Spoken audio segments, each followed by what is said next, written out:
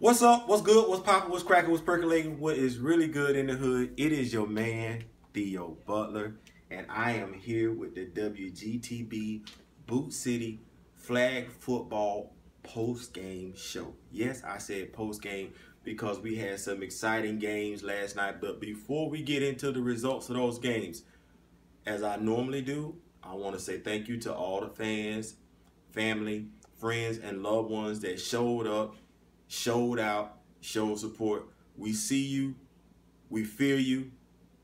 Thank you for coming out. That's all I can say is thank you for coming out, because y'all are giving us energy to go out there and do what we do. That being said, let's go ahead and get into the results of last night's games and how it affected the board. Well, before we get started with, I know y'all want to talk about this Black Magic Wolfpack game. We're not going to get into that right now because that was the game, but we had some other games that took place first. So let's take a look at our 6:30 game featuring the Pink Savages, who hadn't yet won a game, against Ameriprise, who also surprisingly hadn't won a game either. Turns out I picked it last week. I said there's no way in the world that Ameriprise is going to lose three games in a row. That's not something that Rick tolerates. That's not something that that team represents. They turned it around last night and they beat Pink Savages 32-28. What does that say about the Pink Savages? They have a high-power offense. They have scored over 20-plus points against the teams that they face. And to be perfectly honest with you, I think they played the toughest schedule so far during the first three games. They had Black Magic week 1, they had Wolfpack week 2, and then Ameriprise. Neither one of those teams are someone that you can sleep on, and they've scored 20-plus points. But they've got to get their defense shored up.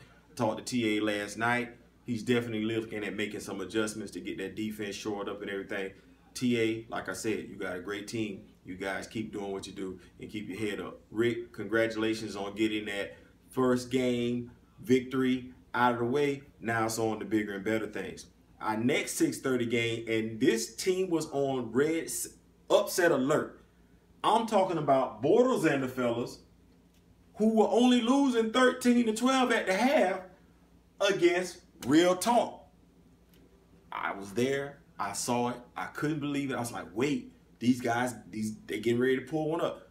But during the halftime, Dwayne Strong, Victor Ace, a.k.a. Moscato Townsend, a.k.a. Uncle Vic, they got this shit right. Also, KP, Key Proctor, I see you out there. You guys are doing big thing. Oh, shout out to my boy K Ford. I see you out there, center. And no, like I said yesterday, I do not think y'all have the long-term answer at quarterback for the Washington Redskins. That being said, enough of that.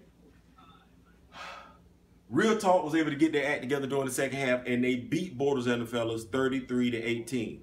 Real Talk is they Real Talk. Now, on to our 7:45 games, which featured number 5 Shake and Bake against number 2 Ramrod. I did pick the upset. Once again, I was wrong when it comes to Ramrod. So Ramrod, I'm going to stop picking against you guys. That's right, Josh. I'm going to stop picking against you guys. Because what wound up happening, this game was closer than some would have thought it was going to be.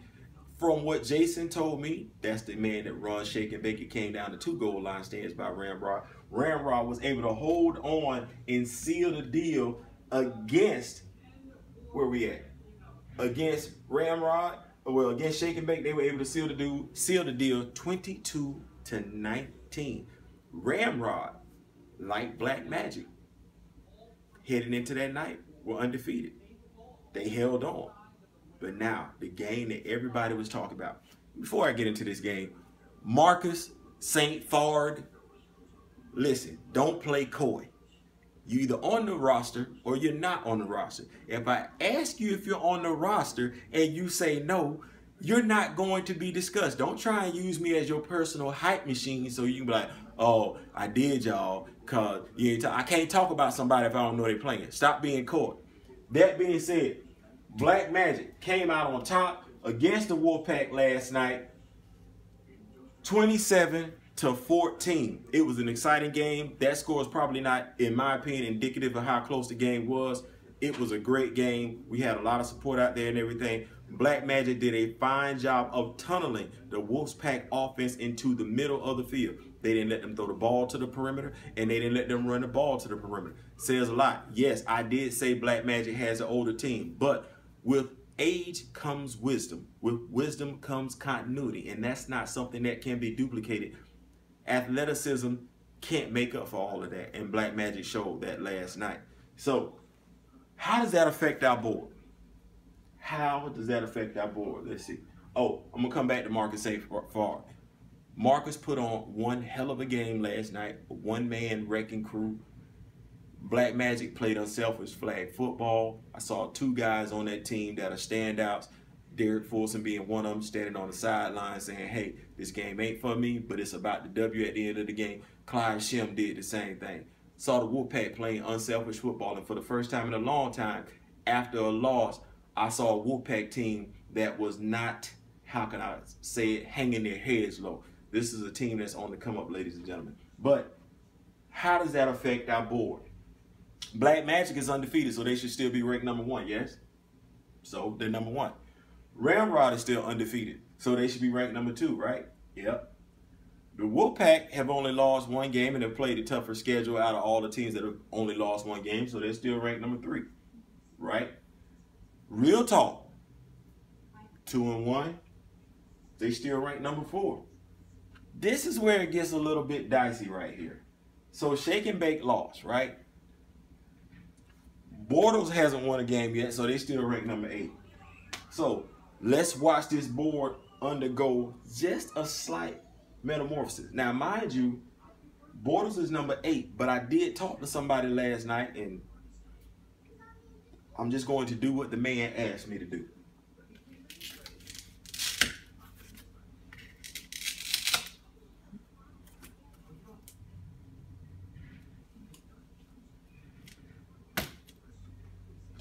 Pink Savages, ranked number 8.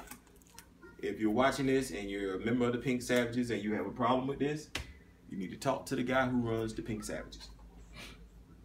Ameriprise got the win up under their belt. So where does that put them?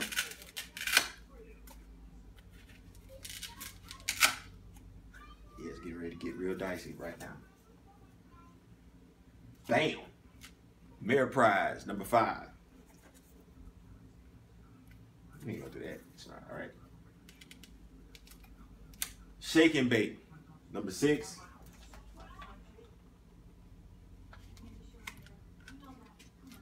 Bortles and the Fellas, number 7. That's how our board has been revamped. Not too many changes, only on the bottom half of the board.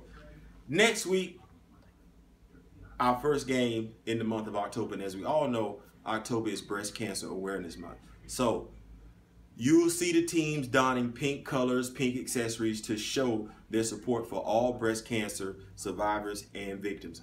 All our fans, family members, loved ones, friends that come out, we ask that you do the same thing next week. Show up, show out in pink, let it be seen. Tallahassee Parks and Recreation. I've been asking for it for years, and for nothing else in the first week. If you guys can get the fields painted pink, we're only using 2 of them, right?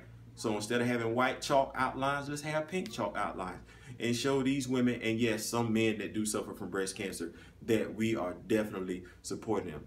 That's my time, WGTB Sports. Man, I love this game. I love the camaraderie. We lost the game last night, but we lost the game to some people that I'm cool with, so there's nothing wrong with that. As a matter of fact, everybody that we played this year and will play this year, I'm cool with, and that's what it's all about.